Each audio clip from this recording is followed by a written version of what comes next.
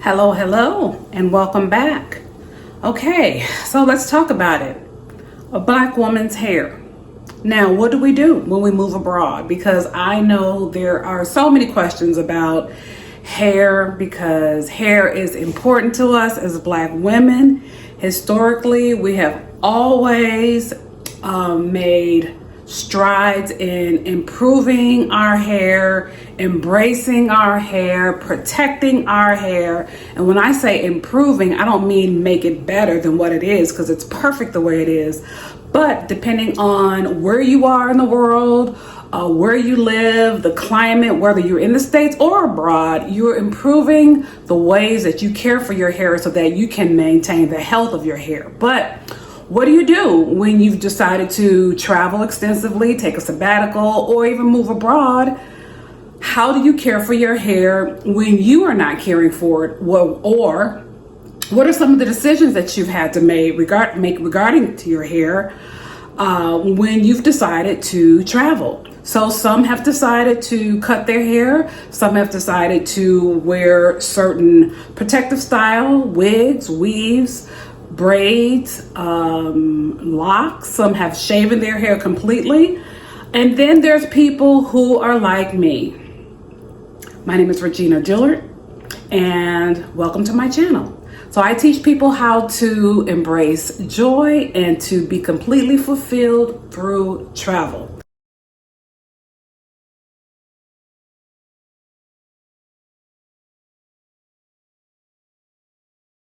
All right, let's get into it. Now, as I mentioned before, I'm the type of person that I really never had other styles like braiding or cornrows. It's interchangeable, depending on where you've lived in the country. And I just never grew up wearing braids. I've always gotten my hair done. Even when I was a kid, my mom would either do our hair in the kitchen or she'd take us to a salon. And that was my experience. I mean, I wear updos or sometimes little knots or twists or whatever, but that's about the extent of it. So when I decided to move abroad, I really didn't change anything, but I realized quickly that I was going to have to change something because depending on where I was in the world, the climate, the altitude, the intensity of the heat would affect my hair, and it did, and it has. So living in Mexico, in a more mountainous areas, although it's cooler, it's very, very dry. And let's not talk about the water. The water is pretty hard. So I had to decide, okay, what am I going to do? Am I going to continue managing it on my own? Or am I going to find a salon?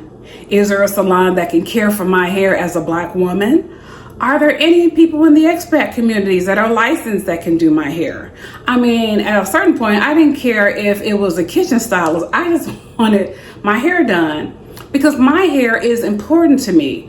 Now, while hair may not be important to a lot of people, maybe other services are important, like getting their nails done or their feet done, or maybe getting spa services. Now, personally, I don't have the budget for that. I didn't come or go to Mexico for all those services because I wanted to make sure that I was managing my budget. Those are like occasional treats. Now, I'm not in Mexico right now, as you can see by my sweater. I'm actually in Chicago because I'm spending time with my family for the holidays. But I wanted to create this video because being in Mexico, it had affected my hair. And it had been really challenging finding someone in the expat community, our community, that could service people like me who like to get their hair done. I wasn't gonna cut it off. I didn't want braids because I didn't want any tension. My hair is already shedding a little bit because of menopause, so I didn't want to add any more tension to my edges or anywhere in my hair, wearing styles that could cause harm or could weigh it to a point where, it just really pulling on my hair, weighing my hair, and causing further damage. So I didn't want locks because that was a little too permanent for me. So I just decided I'm going to wear my hair as is and then try to manage it myself or find other solutions. I'm not going to belabor this part very long because I did find a stylist in San Miguel. I just happened to be walking past the salon one day, and me being the curious person that I am, you'll hear me say that a lot because I'm just a curious person. So I saw this salon called Salon B, Salone, and then the letter B. And then it said all-inclusive spa. And I'm thinking like, well, I'm not trying to do a spa service. I just want to get my hair done. But let me just see what's happening inside. When I went in, I was really amazed by how beautiful this salon was. And so a couple of the technicians, the nail tech and the hairstylist, they didn't speak English very well, but the esthetician, Daniel, he was able to help because he's bilingual. So I shared with him what I wanted. And I told him I wanted to book a consultation before making an appointment, because what I noticed outright is that the hairstylist serviced mostly white expats. That was her clientele. That ain't me. So I started to question whether or not this would be the person for me. Now you might be saying, well, girl, you know, if she got all white clients, that's not the place for you. However, I have not always gone to black stylists, even in the States. There was a time back in the 90s when I went to a Mexican hairstylist. She actually got her license and worked in a salon called Hair Performers. Do you remember Hair Performers? There used to be in most malls. So I took a chance on her one day and I started going to her, and I was with her for like 5 years, and she was wonderful.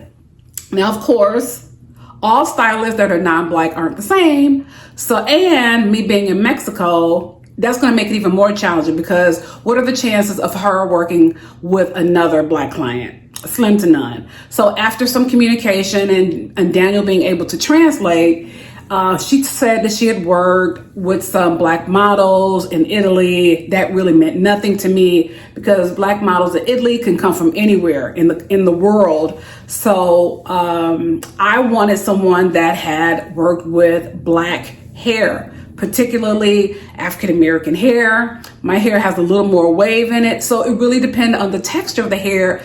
And that would convince me whether or not she was able to work with black clients. I wasn't convinced, but I was convinced that I could walk her through it, tell her what I used. We do some Google searches. I show her some of the products I use, why I use it, and what the outcomes, what are some of the outcomes that I wanted to achieve. Plus, I had some pictures of my phone of how I typically wear my hair, so that helped.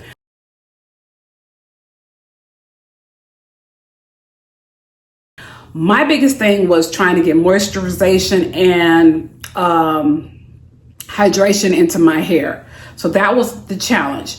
So what I'm going to do right now, I'm going to show you my experience in the salon and give you a tour of the salon and just kind of walk you through my day once I finally decided to book an appointment with her and give her a chance. All right, here we go. Yeah, let's continue.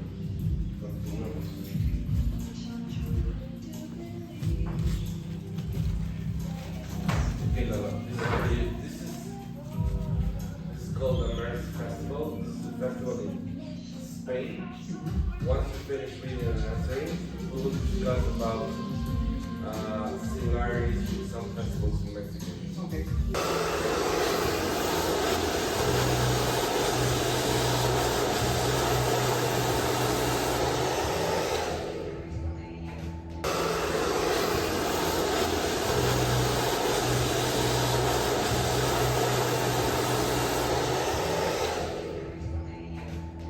Okay, I am all done, and this is the final results. I asked her to give me some beach waves, and she used the spiraler wand on my hair. Now, It's a little drier than what I kind of expected to be a little dry. I didn't expect her to have all of the tools or all of the, what am I trying to say, the products that would normally be used with our type of hair. But she did a decent job. I had to guide her through it. I probably got on her nerve a few times. But, you know, when you know your hair, when you know how your hair performs, what your hair needs, you know, you want to talk them through it. Overall, I'm satisfied. So what I'm going to go do is go home. I'm going to just take it and twist it, put it in 2 twists and roll it around the ends until I'm ready to go out this evening. One of my friends is in town and she is celebrating her 60th birthday. So that was a beautiful salon, right? Pay no attention to the dog. That's just the pet of the owner. So he has free reign of the salon and he was so cool. Pets in Mexico, they are so chill. They're not like the animals here in the US. They are so chill. Anyway, as you can see, my hair was a bit dry. She didn't have the right product mix for my hair to put the moisturization and the hydration back into my hair like I'd like. But she did do a really good attempt. And we also talked about hair color.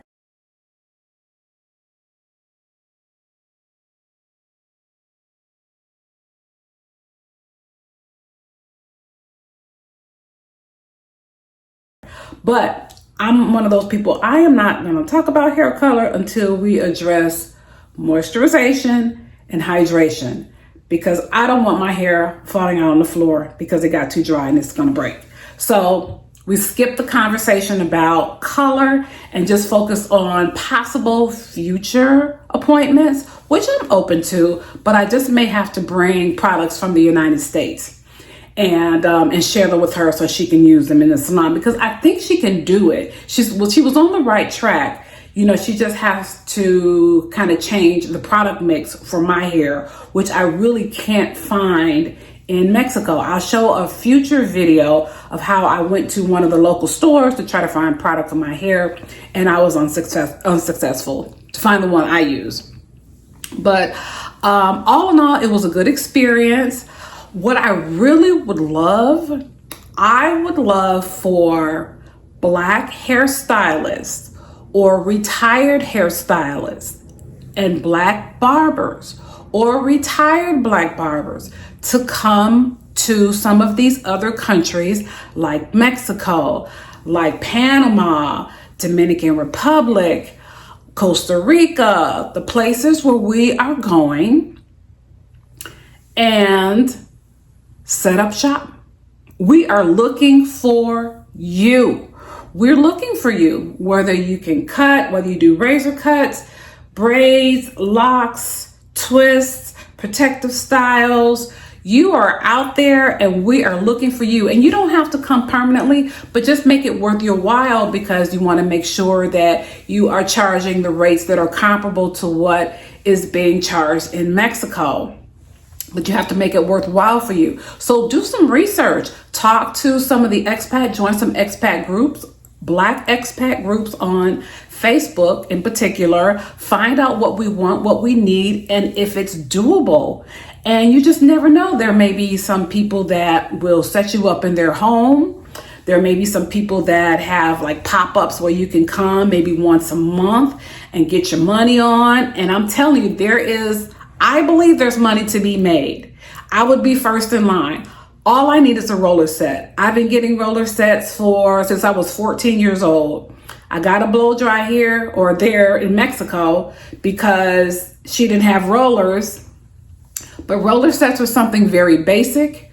Everyone that's been to cosmetology school has done it. You have to know how to do a basic roller set. I don't know why people don't do roller sets anymore, but that's typically what I get. But even if you don't do roller sets, if you know how to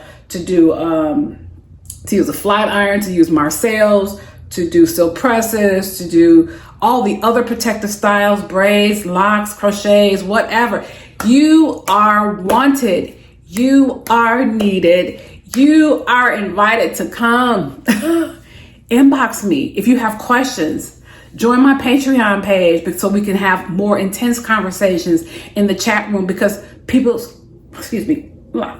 are asking for this service, and you want to go where people are in need of the service the most, right?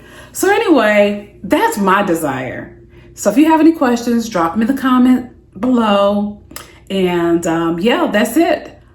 I'm going to keep wearing my hair the way I wear it.